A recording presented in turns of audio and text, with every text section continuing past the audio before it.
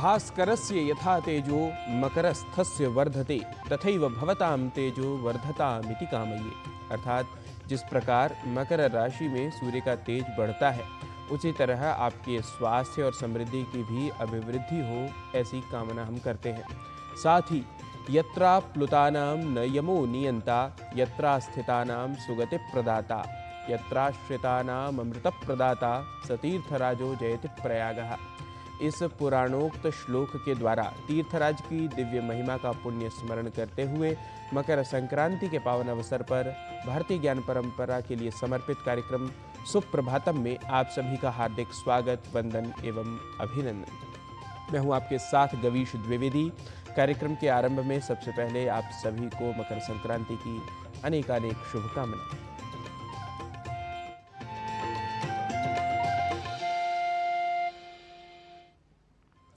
भारतीय कालगणना व पंचांग के अनुसार आज विशेष दिन है। माघ मास का है आज विशेष दिन और साथ ही है विशेष तिथि, और आज ही सूर्य संक्रांति भी होगी। भगवान भास्कर अर्थात सूर्य उत्तर की ओर गति करेंगे। तो संक्रांति के दिन आइए जानिए आज की तिथिवार एवं नक्षत्र को आज के पंचांग के माध्यम से। आज का पंचांग युगाब्द 5127, विक्रम संवत 2082, शक संवत 1947, उत्तरायण, माघ मास, कृष्ण पक्ष, एकादशी तिथि, बुधवार, अनुराधा नक्षत्र। आज का दिन सभी के लिए मंगलमय हो। सर्वदेवात्मको ह्येष तेजस्वी रश्मि भावनः, एष देवासुरगणान् लोकान् पाति गभस्तिभिः। आदित्य हृदय स्तोत्र के अनुसार संपूर्ण देवता सूर्य के ही स्वरूप हैं। ये तेज तथा अपनी किरणों से जगत को स्फूर्ति प्रदान करने वाले हैं। यही अपनी रश्मियों का प्रसार करके देवता और असुरों सहित संपूर्ण लोकों का पालन करते हैं। ऐसे श्री सूर्य नारायण का स्मरण करते हुए सुभाषित प्रभाग में भी सूर्य के मकरस्थ होने के महात्म्य एवं फल को जान लेते हैं।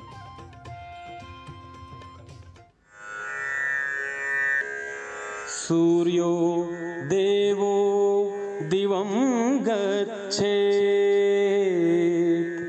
मकरस्थो रविः प्रभुः, उत्तरायणे महापुण्यम्,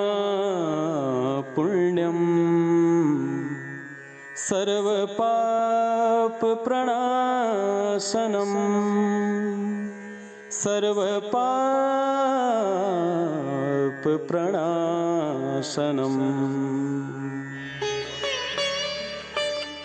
सूर्यदेव जब मकर राशि में स्थित होते हैं तब वे उत्तरायण की ओर गमन करते हैं। उत्तरायण का यह समय अत्यंत पुण्यकारी होता है और इस समय किए गए धर्म, स्नान, दान आदि कर्मों से सभी पाप नष्ट हो जाते हैं। When the sun is in Capricorn, it moves towards the north. Uttarayan. This period of Uttarayan is highly auspicious and all sins are destroyed through righteous deeds, bathing, charity and other virtuous acts performed at this time. Pattadakal जो कर्नाटक में स्थित है, भारतीय ज्ञान परंपरा का एक महत्वपूर्ण केंद्र है।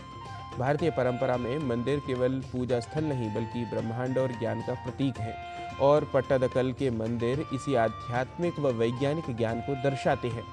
पट्टदकल ज्ञान, शक्ति और भक्ति का संगम है, इसीलिए इसे यूनेस्को ने विश्व धरोहर स्थल घोषित किया है। यह स्थल आज भी भारतीय संस्कृति और विरासत का गौरव है। आइए इस कार्यक्रम में पट्टदकल के मंदिरों को जान लेते हैं।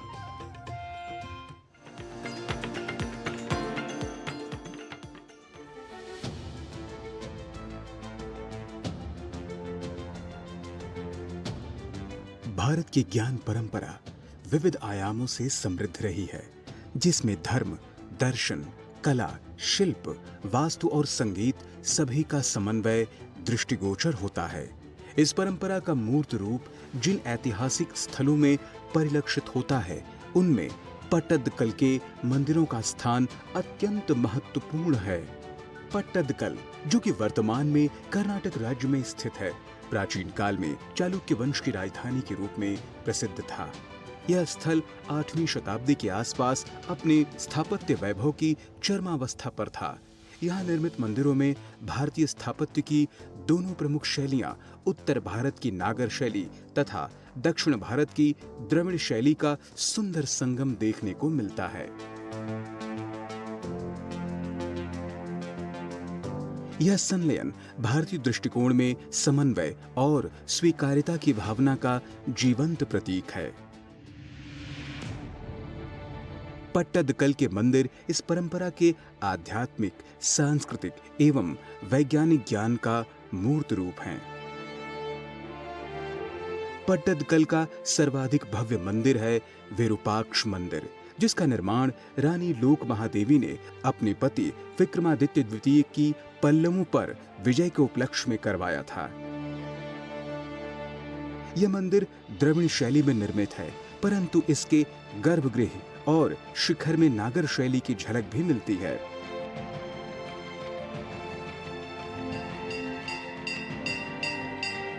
पट्टदकल के मंदिरों में रामायण, महाभारत और कई अन्य पुराणों से संबंधित शिल्प चित्रांकन है। यहाँ भीष्म पितामह के शरशैया पर लेटे होने और भगवान श्री कृष्ण के गोवर्धन पर्वत उठाने जैसे दृश्य भी दर्शाए गए हैं। यहाँ की भित्तियों पर अंकित कथाएं न केवल धार्मिक शिक्षाओं को दर्शाती हैं, अपितु वे समाज के नैतिक मूल्यों, कर्तव्यों एवं आचरण संहिताओं को भी चित्रित करती हैं। मल्लिकार्जुन मंदिर, यह भी एक रानी त्रैलोक्य महादेवी द्वारा निर्मित द्रविड़ शैली का मंदिर है। मल्लिकार्जुन मंदिर का निर्माण चालुक्य राजा विक्रमादित्य द्वितीय की दूसरी रानी त्रैलोक्य महादेवी ने करवाया था। यह मंदिर उनके पति की पल्लवों पर विजय की स्मृति में बनवाया गया था। इसका निर्माण विरूपाक्ष मंदिर के ठीक बगल में करवाया गया था। इसको विरूपाक्ष का जुड़वा मंदिर भी कहा जाता है। इस मंदिर के ऊंचे ऊंचे स्तंभ पुराणों और सनातन महान कवियों की कहानियां बयां करते हैं, जिसमें महिषासुर मर्दिनी और समुद्र मंथन की कुछ मूर्तियां बेहद प्रसिद्ध हैं। पापनाथ मंदिर, यह मंदिर स्पष्ट रूप से नागर शैली की रचना है, किंतु इसकी वास्तु योजना में द्रविड़ शैली का प्रभाव भी दिखाई देता है। पापनाथ मंदिर विरूपाक्ष मंदिर के दक्षिण भाग में स्थित है। इस मंदिर की दीवारों और स्तंभों पर की गई नक्काशी और मूर्तिकला अत्यंत सूक्ष्म और कलात्मक है। काशी विश्वेश्वर मंदिर, जिसे काशी विश्वनाथ मंदिर भी कहा जाता है, पट्टदकल के मंदिर समूह में निर्मित अंतिम मंदिर माना जाता है। इसका निर्माण राष्ट्रकूट वंश के शासकों द्वारा करवाया गया था, जो चालुक्य वंश के पश्चात इस क्षेत्र पर शासन करने लगे थे। यह मंदिर भगवान शिव को समर्पित है और अपने नाम के अनुरूप काशी के ईश्वर यानी शिव के रूप की पूजा का प्रतीक है। यह स्थान ज्ञान, शक्ति और भक्ति, इन तीनों का त्रिवेणी संगम कहा जा सकता है। इस अद्वितीय स्थापत्य के कारण यूनेस्को ने इसे विश्व धरोहर स्थल घोषित किया। पट्टदकल के मंदिर भारतीय ज्ञान परंपरा के वास्तु, धर्म, दर्शन और कला के समन्वित स्वरूप को प्रकट करते हैं। यह स्थल एक ऐतिहासिक नहीं अपितु जीवंत सांस्कृतिक स्मृति है, जो आज भी भारतीय अस्मिता और विरासत का गौरवगान करता है। राजमंगल पांडे के साथ Jainendra Singh report, DD news.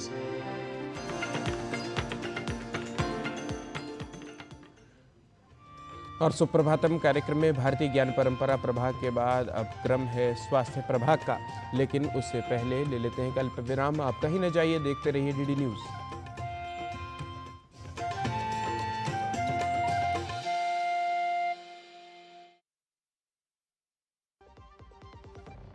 ਅੱਜ ਸਾਰੇ ਮੁਹੱਲੇ ਹਾਜੀ ਖੁਸ਼ੀਆਂ ਦੀ ਟੁੰਬੀ ਬਾਜੀ ਹਰ ਸਵਾਦ ਦਿਲ ਚਟਕਾਰੇ ਨੱਚਦੇ ਨੇ ਸਾਰੇ ਬਾਜੀ ਲੋਹੜੀ ਦੀ ਵਧਾਈਆਂ ਅੱਜ ਮਿਲ ਕੇ ਜਸ਼ਨ ਮਨਾਵਾਂਗੇ ਲੋਹੜੀ ਦੀਆਂ ਲੱਖ ਲੱਖ ਵਧਾਈਆਂ ਹੋ ਅਸਲੀ ਮਸਾਲੇ ਸੱਚ ਸੱਚ MDH जरा सी हंसी दुलार जरा सा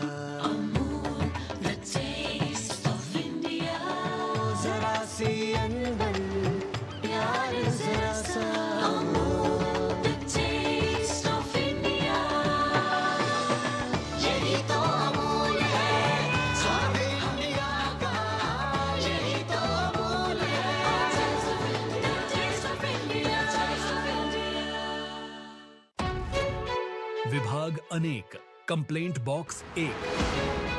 किसी भी सरकारी दफ्तर, विभाग या बैंक से जुड़ी शिकायत के लिए pgportal.gov.in पर जाएं, रजिस्टर करें, संबंधित विभाग चुनें, शिकायत दर्ज करें और ट्रैकिंग आईडी नोट करें। एसएमएस या ईमेल पर एक्नॉलेजमेंट पाएं और शिकायत का जवाब सीधे मंत्रालय से प्राप्त करें। अब तक 1,12,00,000 से अधिक भारतीयों ने भरोसा जताया। सीपी ग्राम्स, आपकी हर शिकायत का हल। अभी शिकायत दर्ज करें pgportal.gov.in।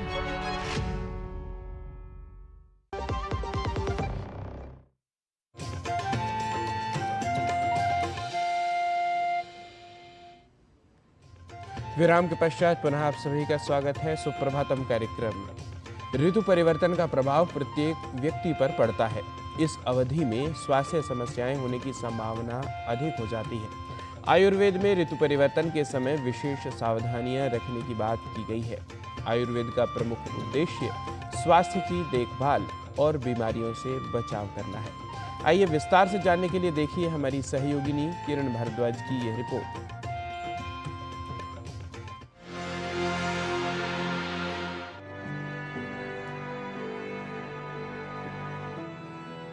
आयुर्वेद में ऋतुचर्या का विशेष महत्व बताया गया है। ऋतुचर्या का ज्ञान क्रियाकला की अवधारणा के लिए एक प्रत्यक्ष मार्गदर्शिका है, जो विभिन्न दोषों, वात, पित्त और कफ की स्थिति के अनुसार रोगों के विकास के तरीकों और चरणों का वर्णन करता है। हमारे शरीर पर खान पान के अतिरिक्त ऋतुओं और जलवात का भी प्रभाव पड़ता है। मनुष्य के स्वास्थ्य के साथ ऋतुओं का गहरा संबंध है। एक ऋतु में कोई एक दोष बढ़ता है तो कोई अन्य दोष शांत होता है। आयुर्वेद में प्रत्येक ऋतु में दोषों में होने वाली वृद्धि, प्रकोप या शांति के अनुसार सब ऋतुओं के लिए अलग अलग प्रकार के खान पान और रहन सहन अर्थात आहार विहार का वर्णन है। इसके अनुसार आहार विहार अपनाने से स्वास्थ्य की रक्षा होती है और मनुष्य रोगों से बचाव कर पाता है। इन ऋतुओं का आधार सूर्य की गति है, जिसे आयन कहा जाता है। आयन दो प्रकार के होते हैं, उत्तरायण और दक्षिणायन। ऋतु का अर्थ है मौसम और चर्या का अर्थ है अनुशासन। मौसम के अनुसार ही अनुशासन रखने से स्वास्थ्य ठीक रहता है। जैसे ठंडी चालू होती है तो शरीर में कफ का जमा होना चालू हो जाता है। अभी पहले 2 महीने जो होते हैं, दिसंबर जनवरी, ये 2 महीने हेमंत ऋतु माने जाते हैं, जिसमें कफ बहुत गाढ़ा कफ शरीर में जमा होना चालू हो जाता है और जो फरवरी और मार्च जैसे थोड़ी सूरज निकलना चालू हो जाता है तो वो पिघलना चालू हो जाता है। तो इस मौसम में शरीर में कफ का बनना और कफ का जमा होना चालू रहता है। व्यायाम करना बहुत महत्वपूर्ण है, लेकिन व्यायाम के साथ अग्नि भी दीप्त रहती है, तो उस अग्नि को पाचन देने के लिए, उसको कुछ कार्य देने के लिए पौष्टिक भोजन भी लेना चाहिए। तो शरीर में कफ का दोष का प्रमाण जमा होना, यह इस ऋतु की विशेषता है। प्रत्येक ऋतु में शरीर, मन और प्रकृति के विभिन्न घटकों में विशेष रूप से परिवर्तन होता है। शरीर में दबे हुए कुछ रोग उभरने लगते हैं, इसलिए विशेष तौर पर ऋतु के अनुसार ही भोजन करना चाहिए। आयुर्वेद में ऋतु के अनुसार शोधन का भी विशेष महत्व माना गया है। आयुर्वेद का मुख्य सिद्धांत त्रिदोष पर आधारित है। आयुर्वेद के अनुसार हमारे शरीर में 3 दोष होते हैं और इनके असंतुलन से ही मनुष्य के शरीर में रोग उत्पन्न होते हैं। इसलिए यदि वात, पित्त और कफ इन दोषों को संतुलित कर लिया जाए तो रोग की उत्पत्ति नहीं होती और व्यक्ति स्वस्थ रह सकता है। ये समझना आवश्यक है कि सर्दियों के मौसम में किस प्रकार के बदलाव हमारे शरीर में रोग का कारण बनते हैं और साथ ही ये समझना भी कि इस मौसम में कैसा आहार लिया जाए। कफ दोष के लिए सबसे महत्वपूर्ण चीजें होती है जिसकी तासीर गर्म है, ऐसी गर्म चीजें हमें लेना चाहिए, जैसा कि पिपली है, मरीच है, सूंठ है, दालचीनी है, तेज पत्ता है, अजवाइन है। इन सब की तासीर गर्म है और ये शरीर को नुकसान भी नहीं करते अगर उचित मात्रा में लिया जाए और पौष्टिक आहार के साथ लिया जाए। जो कफ को नुकसान करने वाली चीजें हैं वो है ठंडी तासीर की चीजें, खास करके दूध से बनाई हुई चीजें, फ्रिज में रखी गई चीजें, आटे में बनाई गई चीजें, जैसे मैदे में बनाई गई चीजें, ठंडी चीज़ें माने दही है, योगर्ट है, आइसक्रीम है, चीज़ है, पनीर है, ऐसी चीज़ों का प्रयोग ना करें। चाय कॉफ़ी वैसे तो सेवन ही नहीं करना चाहिए, पर अत्यावश्यक होने में दिन में एक आध बार चाय, लेकिन उस चाय को बनाने की भी प्रक्रिया अगर उसको हम आयुर्वेद तरीके से अगर बना के लिया जाए, थोड़ी सी उसमें दालचीनी, थोड़ी सी सूंठ और थोड़ी सी तुलसी के पत्ते डालकर अगर वो चाय बना कर ले ली जाए दिन में एक आध बार, तो ज़्यादा नुकसान नहीं है। सर्दियों के मौसम में कफ की प्रवृत्ति अधिक हो सकती है, इसलिए कुछ विशेष प्रकार के आहार को निषेध माना गया है, अर्थात उन आहार का सेवन नहीं करना चाहिए। सर्दियों के मौसम में छोटी छोटी सावधानियां रखकर और अपने आहार विहार पर विशेष ध्यान देकर इस मौसम में रोगों से बचाव किया जा सकता है। आयुर्वेद द्वारा अनुशासित मौसमी परिवर्तनों के कारण होने वाले शारीरिक और मानसिक प्रभावों से निपटने के लिए ऋतुचर्या में जीवन शैली और आयुर्वेदिक आहार शामिल है। ऋतुचर्या में मौसमी परिवर्तनों के कारण होने वाले रोगों से लड़ने के लिए हमारी प्रतिरक्षा प्रणाली और मानसिक क्षमता का भी निर्माण किया जाता है। आयुर्वेदिक दिनचर्या का पालन करने से और ऋतुचर्या को अपनाने से शरीर सशक्त बनता है, प्रतिरोधक क्षमता मजबूत बनती है और रोगों से बचाव होता है। किरण भारद्वाज, डीडी न्यूज।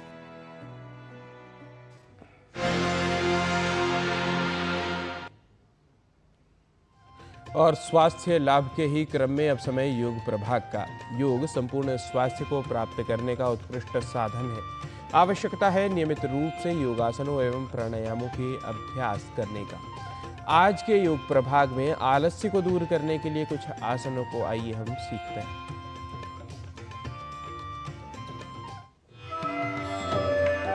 आज हम यहाँ करने वाले हैं विंटर के मौसम में, ठंडी के मौसम में जो हमें बहुत आलस्य आता है ना, उसको कैसे दूर करना। तो उसके लिए कुछ आसनों का अभ्यास मैं आपको दिखाने जा रहा हूँ। तो चलिए करते हैं उन आसनों को। ऐसे पैर नज़दीक रख लेंगे, श्वास भरते हुए हाथ पीछे ले गए, हस्त उत्तानासन, श्वास छोड़ते हुए हस्तपादासन, और फिर अश्व संचालन में आ गए। अश्व संचालन में यहाँ से थोड़ी देर सामने देखेंगे ऐसे। इसके बाद सीधे आ जाएंगे अंजनेय आसन में। अंजनेय आसन यहाँ थोड़ी देर रुक के और फिर सीधे आ जाएंगे वॉरियर पोज, वीरभद्रासन 1 और फिर वीरभद्रासन 2।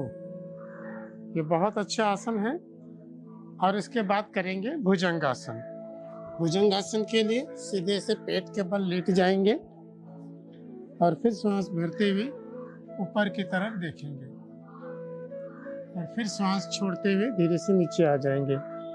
इन आसनों को 4 से 5 राउंड करते हैं तो हमारे शरीर में एनर्जी आ जाती है और सुस्ती दूर हो जाती है। सो ये थे आसनास ठंड में और विंटर के मौसम में शरीर की सुस्ती को, आलस्य को दूर करने के लिए। सो आइए इसके लिए कुछ और प्रैक्टिकल टिप्स जानते हैं योग गुरु डॉक्टर हंसा जी योगेंद्र से। नमस्कार। हमारे शरीर में आलस्य ना भरे, इसके लिए उठते से ही 1 गिलास गर्म पानी पीना बहुत जरूरी है। उसी तरह रात को सोते वक्त भी 1 गिलास गर्म पानी पिए तो शरीर की स्थिति सही रहती है। दिन में हर घंटे अगर थोड़ी देर आंख बंद करके अगर आप बैठ जाएं, तब एनर्जी काफी कंजर्व हो जाती है और लेजीनेस हट जाती है। इसलिए इसकी आदत डालें, इससे बहुत फायदा होगा। दिन में खाना खाने के बाद थोड़ा उठ के चल लेना एक आदत डाल लीजिए। ये रूल में आ जाना चाहिए कि जिससे खाने के बाद की जो आलस्यपना होता है वो कभी ना आए। चलना बहुत जरूरी है। बहुत जरूरी है कि थोड़ी सी धूप भी ले ली जाए। आलस हटाने के ये सब तरीके हैं और जितना हो सके हाथ पैरों को एक्टिव रखें, हल्के हल्के आसनों के साथ में, मूवमेंट के साथ में, तो आलस्य हटेगी। कोई एक गोल जरूरी है कि अमुक चीज अमुक समय पर करनी ही है। सही टाइम टेबल बनाएं, बहुत फायदा होगा। नमस्कार। और योग प्रभाग के बाद अब क्रम संस्कृत की पाठशाला का व्यावहारिक प्रयोग करते हुए कई शब्दों के उच्चारण एवं प्रयोगों में हमें संशय हो जाता है। बहुत से ऐसे शब्द हैं जिनके दोनों प्रयोग परंपरा से हमें दिखते हैं, पर कौन सा प्रयोग है शुद्ध और क्या है विशुद्ध, यह जानने के लिए हमें किसी विशेषज्ञ से परामर्श करना पड़ता है। ऐसे ही क्रिया विशेष से जुड़े हमारे संदेह को दूर करने को तैयार हैं आज की संस्कृत पाठशाला की कक्षा में हमारे सहयोगी डॉक्टर नारायण दत्त मिश्र।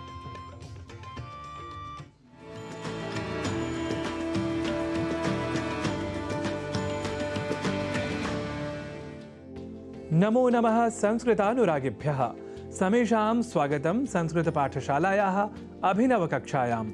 अहमस्मि नारायण दत्तमिश्रः। संस्कृत पाठशाला की कक्षाओं द्वारा अब तक आप संस्कृतानुरागियों ने विशेष रूप से जाना है साधारण शब्दों की शुद्धता और अशुद्धता के क्रम को। पर आज हम बात करेंगे एक क्रियार्थक शब्द की जिसे हम संस्कृत में धातुपद भी कहा करते हैं। एक धातुपद या क्रियापरक शब्द है जयति, जिसे हम साधारणतः जयते इस रूप में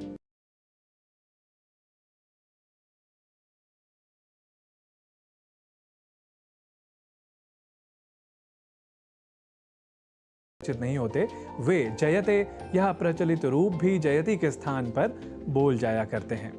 देखिए, संस्कृत के साधारण रूप से दो स्वरूप हैं जिसे हम और आप इन दिनों संस्कृत पाठशाला के माध्यम से सीख रहे हैं। वह लौकिक या सांप्रतिक संस्कृत है, जबकि लौकिक या सांप्रतिक संस्कृत से भी पहले वैदिक संस्कृत का प्रयोग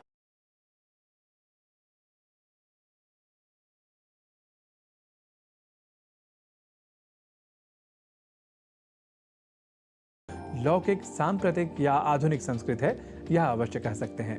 इस लौकिक या आधुनिक संस्कृत का व्याकरण वैदिक व्याकरण से बस थोड़ी ही भिन्नता रखता है, यह हमें ध्यान में रखना चाहिए। तो यह सब जानकर अब लौटते हैं पुनः जयति और जयते के प्रयोग के प्रश्न पर। देखिए, हम सभी ने सत्यमेव जयते इस प्रसिद्ध वचन को पढ़ा और सुना ही है, पर यहाँ प्रश्न यह है कि जयते का प्रयोग शुद्ध है या जयति का, जिसका उत्तर यही है कि जयते यह क्रिया रूप या धातुपद वैदिक साहित्य में प्रयुक्त है और वैदिक व्याकरण सम्मत है। अतः सत्यमेव जयते इस दृष्टि से सर्वथा शुद्ध ही है। पर लौकिक संस्कृत साहित्य या आधुनिक संस्कृत व्याकरण के निकष पर या कसौटी पर जय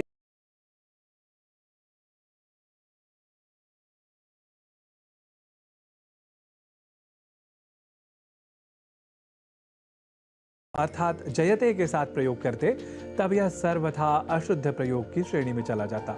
कुल मिलाकर तथ्य यह कि वैदिक वाङ्मय में प्रयुक्त और वहां से उद्धृत सत्यमेव जयते को साधारण रूप से अशुद्ध नहीं कहा जा सकता। पर यदि हम इस वैदिक उद्धरण से जयते का सर्वदा अनुकरण करने लग जाएं या लौकिक या आधुनिक संस्कृत में भी जयते का प्रयोग करने लग जाएं, तब अवश्य ही जयते इस पद को हमें अशुद्ध कहना होगा। अर्थात हमें कहना हो श्रमः जयति या श्रमः एव जयति, अर्थात श्रम ही जीतता है। पर हम कह जाएं श्रमः जयते या श्रमः एव जयते, तब अवश्य हम अशुद्ध प्रयोक्ता बन जाएंगे। इस बात का हम संस्कृतानुरागियों को विशेष रूप से ध्यान में रखना चाहिए। और हाँ, यहाँ एक बात और भी, श्रम एव जयते के स्थान पर यदि हम श्रमैव जयते या फिर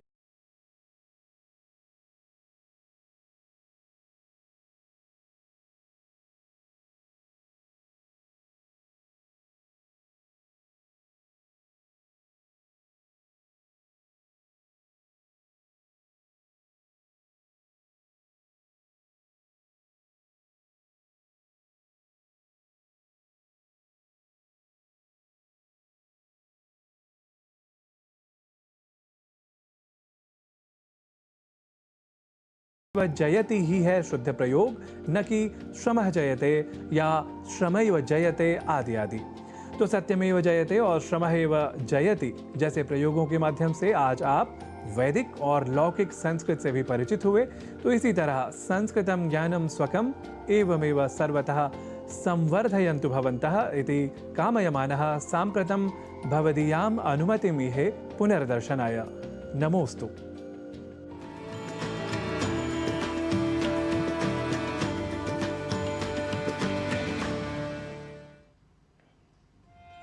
संस्कृत भाषा के अभ्यास के साथ साथ स्वास्थ्य का ध्यान रखते हुए आप सभी प्रत्यक्ष व परोक्ष रूप से मुहूर्तानुसार सूर्य संक्रांति काल में तीर्थ स्नान करिए। भारतीय संस्कृति के विशेष पर्व का लाभ लीजिए, पवित्र माघ मास का आनंद लीजिए और भारतीय ज्ञान परंपरा से जुड़े विभिन्न विषयों तथ्यों को जानने के लिए देखते रहिए डीडी न्यूज़। कार्यक्रम के आज के अंक में इतना ही। कल पुनः होगी आप सभी से भेंट। तब तक के लिए नमस्कार। जयतु पर्व विजयतात् भारतीय संस्कृति ही, जयतु तीर्थ राजः च। नमो नमः।